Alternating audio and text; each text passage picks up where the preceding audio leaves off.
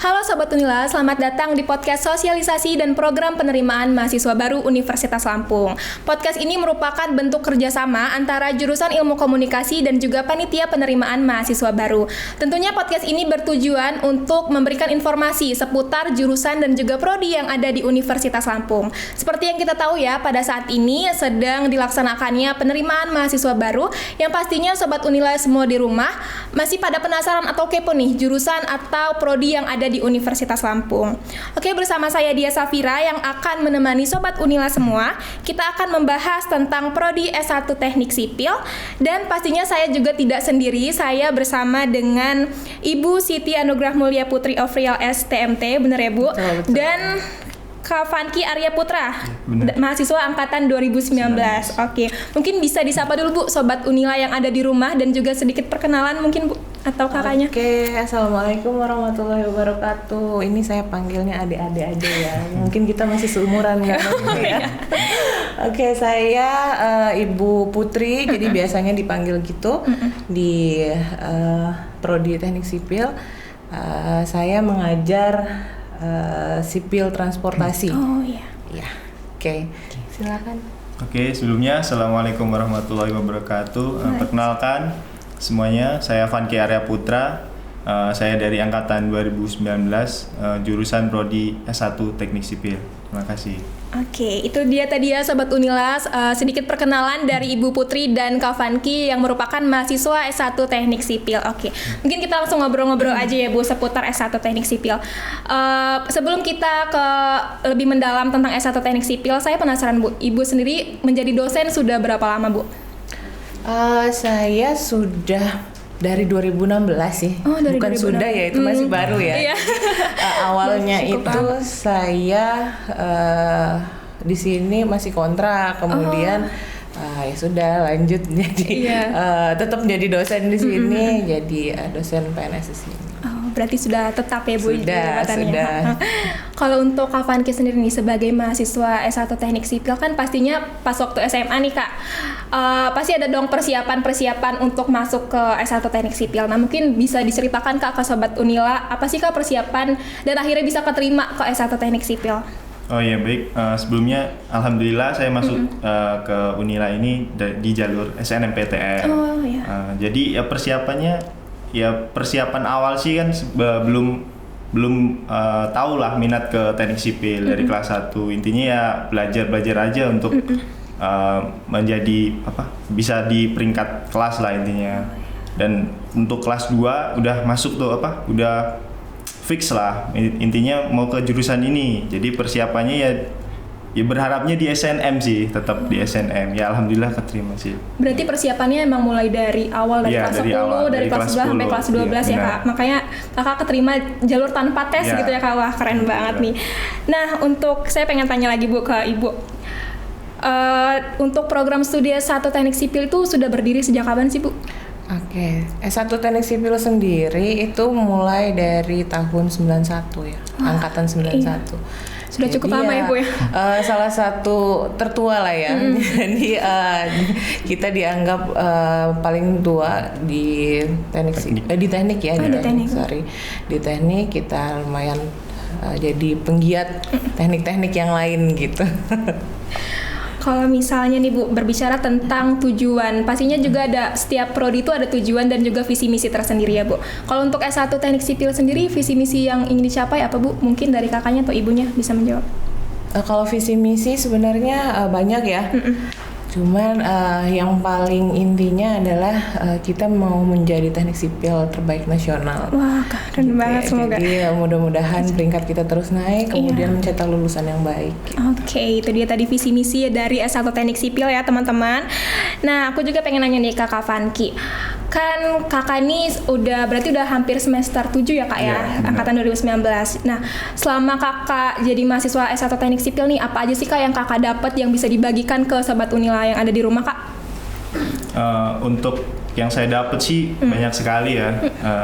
Teknik sipil itu tentunya nggak hanya fokus di bangunan gedung atau konstruksi di gedung. Jadi banyak sekali ada untuk konstruksi jalan, biasanya pembangunan aspal atau pembangunan rigid pavement atau beton.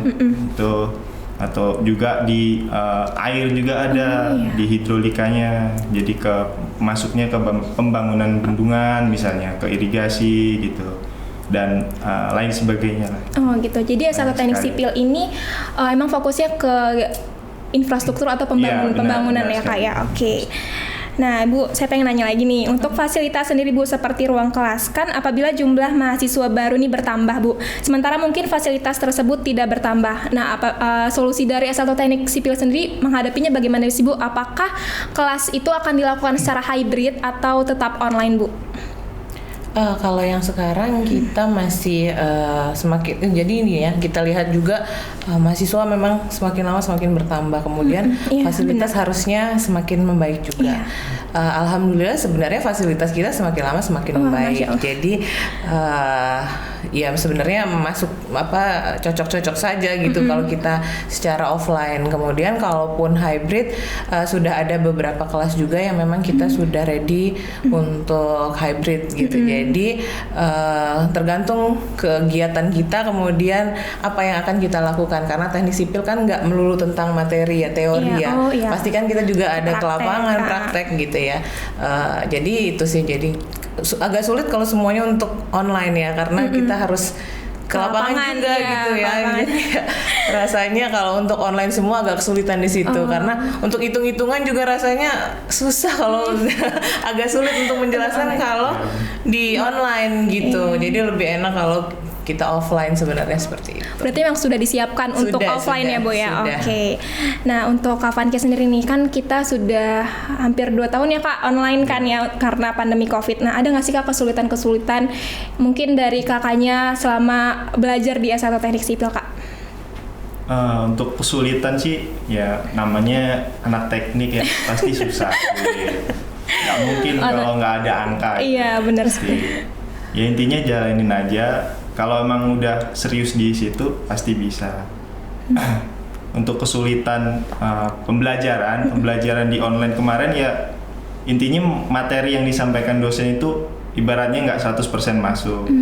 Nah, tapi untuk sekarang udah banyak offline-nya kok. Banyak offline, jadi lebih mudah gitu ya untuk memahami materi dibandingkan online ya Kak ya.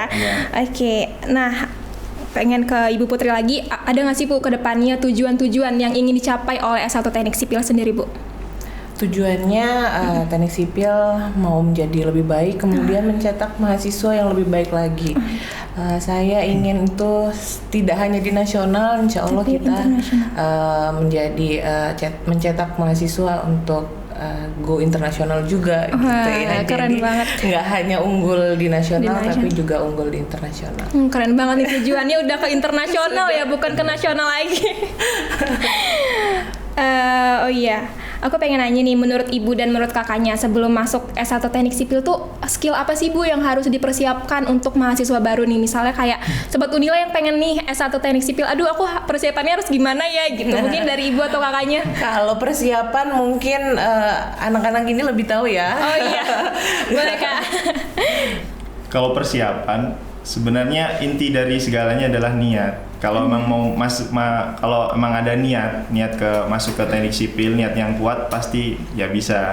Untuk persiapan lain, yang tentunya seneng sama matematika aja, sama fisika. Karena di dalamnya teknik sipil ya intinya hitung-hitungan itulah, bermain dengan angka. Oke, berarti selain niat kita juga harus memiliki kemauan untuk belajar ya, terutama di bidang matematika. Oke.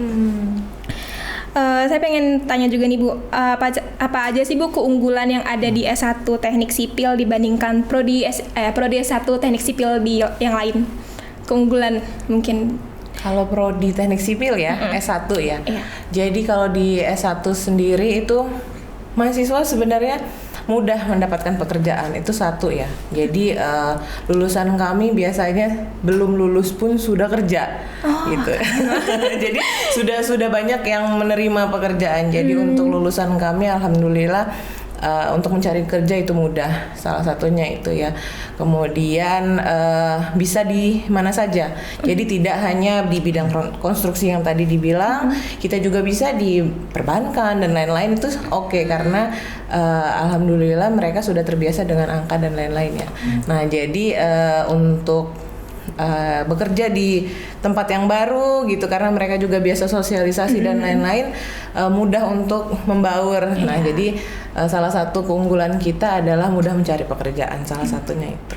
Jadi peluang kerjanya lumayan luas ya Bu, nggak cuma di bangunan aja ya Bu ya. Tadi kan Ibu bilang kalau misalnya sebelum lulus tuh udah bekerja. Nah itu kira-kira kerjanya apa Bu kalau boleh tahu? Iya, kan gini, rata-rata orang kalau menerima pekerja baru biasa lulusan S1 ini. Iya, tapi kalau kami belum lulusan itu sudah bisa bekerja. Jadi kalau ini kan kita ada menggambar biasanya, dari menggambar, menghitung ya. Jadi ada menghitung RAB, jadi rencana anggaran bangunan misalnya gitu ya. Ya sudah, itu sudah bisa menghitung mereka di sana, kemudian sudah bisa dipekerjakan lah, bikin jadi drafter atau apa gitu ya. Jadi sudah bisa mulai menggambar, membantu, walaupun belum bisa jadi leader ya, gitu, belum bisa jadi project head manager gitu, belum bisa. Jadi ya tapi sudah bisa bekerja dan menghasilkan uang sendiri. Wah, gitu ya. Banget ya berarti masuk S1 teknik sipil ya. Itu dia, mereka sudah semangat banget gitu. Bu, saya lagi ini kerja di sini gitu. Berarti S1 teknik sipil ini sudah mempersiapkan mahasiswanya untuk terjun ya Bu sebelum lulus ya Bu ya. Jadi setelah lulus lebih siap lagi untuk ke dunia kerja ya Bu ya. Oke, kalau berbicara tentang fasilitas Bu, apa aja sih yang disediakan apa saja sih yang disediakan untuk mahasiswa S1 Teknik Sipil sendiri Bu?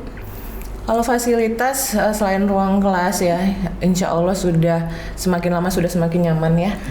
Kemudian kita ada lab-lab mungkin ya, lab-lab dari ada lab jalan raya, kemudian ada lab konstruksi beton, kemudian ada lab baja. Jadi banyak ya lab-lab kami. Jadi mungkin bisa salah satu fasilitas kita di sana gitu. Untuk Kak Vanki sendiri nih, selama Kakak menjadi mahasiswa S1 Teknik Sipil, benefit apa sih Kak yang Kakak dapat yang bisa dibagikan ke Sobat Unila yang ada di rumah?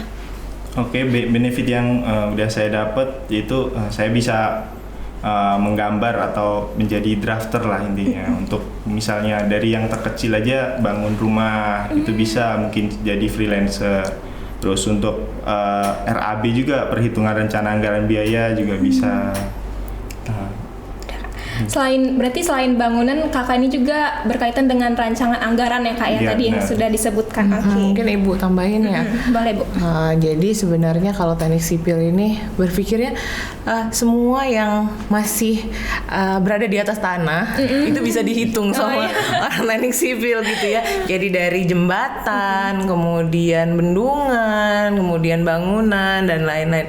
Dari bawah jadi pembuatan fondasi, kerangka beton, kemudian baja, semua kita sampai selesai itu kita lakukan sampai pembuatan as-built drawing. Jadi setelah gedung itu jadi, kita juga bisa buat lagi gambar yang baru. Itu kita cek ulang apakah gambar itu sesuai apa enggak dengan rencana yang awal gitu. Iya. Berarti S1 Teknik Sipil ini dari benar-benar rencana awal sampai rencana akhir itu ada di S1 Teknik Sipil. Oke, baik. Untuk ini Bu, tentang beasiswa nih Bu. Kalau misalnya beasiswa sendiri itu dapat informasinya dari mana sih Bu? Ada nggak tahu prodi S1 Teknik Sipil sendiri menyediakan atau bagaimana Bu? Kalau beasiswa biasanya kita selalu update ya, update-nya informasi di jurusan, di prodi itu selalu ada, dan kemudian mungkin ada di media sosial anak-anak ya. Iya. Jadi anak-anak Hima itu selalu update apa kegiatan, kemudian beasiswa apa sih yang bisa kira-kira diraih. Itu nggak hanya beasiswa tapi kegiatan-kegiatan mahasiswa lainnya bisa dicek di sana. Oh, gitu. Oke. Kakak sendiri ikut Hima apa nih Kak di prodi S1 Teknik Sipil? Kalau Hima di Teknik Sipil sendiri namanya Himatex, panjangannya Himpunan Mahasiswa Teknik Sipil. Boleh tuh Kak dibagikan Instagramnya atau Facebook, Twitternya kepada Sobat Unila yang ada di rumah? Oh iya baik. Untuk Instagramnya yaitu di Himatex_Unila. Untuk YouTube-nya Himatex Unila, Facebook-nya Himatex Unila, dan untuk website di himatex.unila.ac.id. Oke, itu dia tadi ya media sosial di S1 Teknik Sipil yang dapat diakses ya. Nah, saya pengen tanya lagi nih Bu. Berikan dong Bu alasan kenapa harus S1 Teknik Sipil nih Bu. harus S1 Teknik sipil, iya, kepada Sobat Unila. Kenapa harus S1 Teknik Sipil? Jadi S1 Teknik Sipil pastinya mencetak lulusan yang baik, kemudian kita masuk dengan membangun bangsa ya. Jadi salah satu kiat presiden kita juga ya untuk membangun bangsa. Jadi adanya pembangunan di seluruh Indonesia, kita bisa berkontribusi di sana. Jadi jangan ragu untuk bergabung dengan kami. Jadi kita belajar bersama, kita mencari ilmu bersama-sama. Itu ada di S1 Teknik Sipil. Oke, itu dia. Sebagai penutup nih Bu, apakah ada pesan-pesan atau hal-hal yang ingin Ibu mungkin atau kakaknya sampaikan kepada calon mahasiswa baru nih Bu? Pesan-pesan kepada adik-adik ya, adik-adik yang baru mau masuk atau join bareng sama kita, kalian belajarlah yang benar, kemudian ikuti apa keinginan orang tua ya. Jadi semua itu tidak lepas dari doa orang tua juga. Salah satunya kalian harus belajar dengan giat. Apabila sudah diterima, harus bersungguh-sungguh ya. Jadi itu tips dari saya dan doa juga dari saya untuk mahasiswa yang baru masuk gitu. Oke, kakaknya sendiri Kak, mungkin ada yang ingin disampaikan untuk calon mahasiswa baru yang ingin masuk nih ke S1 Teknik Sipil? Kalau dari saya, kalau udah mau niat ke teknik sipil ya dijalani dengan serius, belajar dengan sungguh-sungguh, jangan takut intinya, karena banyak di luar sana berstatement bahwa teknik itu susah, menyeramkan ya. Enggak, kok kita nggak menyeramkan. Iya. Kalau dijalanin tetap bisa sih. Oke, itu dia tadi Bu pertanyaan terakhir kita ya. Nah, Sobat Unila yang ada di rumah, itu tadi dia informasi seputar S1 Teknik Sipil yang pastinya berguna banget bagi calon mahasiswa baru, terutama bagi kalian yang pengen banget masuk ke S1 Teknik Sipil. Berakhirnya obrolan tadi, maka berakhir juga sesi podcast kali ini. Saya pengen mengucapkan terima kasih kepada Ibu Putri dan juga Kak Panki yang sudah menyempatkan waktunya ya Bu ya untuk menjadi narasumber. Sama-sama. Dan saya Dia Safira pamit undur diri. Terima kasih.